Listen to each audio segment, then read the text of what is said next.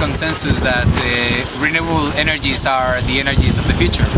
And for most people who have been advocating renewable energies, this is very good news, because they have this rosy picture of renewable energies being the basis of decentralized communities that produce their own energy and that are socially and environmentally sustainable.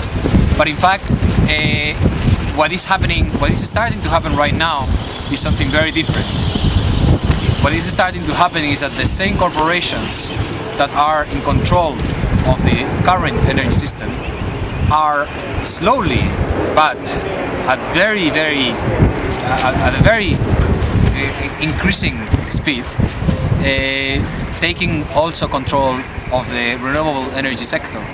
And this could bring terrible consequences with it, because there is a major difference between fossil fuels and renewable energies, which is that renewable energies are spread over a huge territory, particularly in the global south, around the tropics.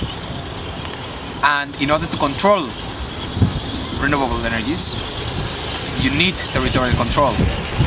So what we are already starting to see is that power corporations are displacing, in some cases violently, rural communities who live in areas with very good renewable energy resources in order to make space for their energy projects. And this is only starting now. In the future it could be far worse. This is only one more manifestation of a very long, ongoing conflict between rural and urban economies and societies.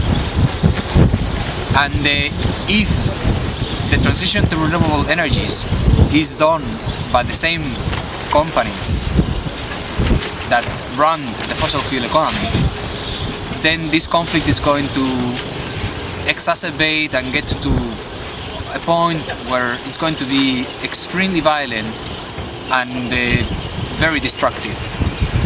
That's why it's very important to already now start taking the practical steps needed for rural communities to be able to do the transition themselves,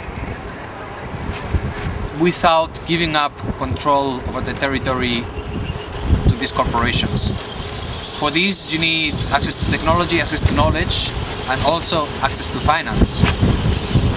And all of this is complex, but none of this is impossible. And there's actually a very special historical chance now to get hold of all of this, because of the particular situation in which we are now, which offers a very high profitability for renewable energy in certain countries where there is subsidies for renewable energies.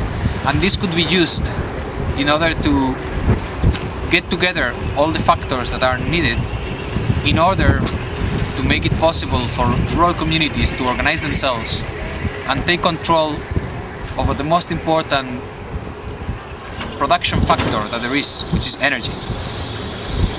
And if we are able to do this, then this is a revolutionary change.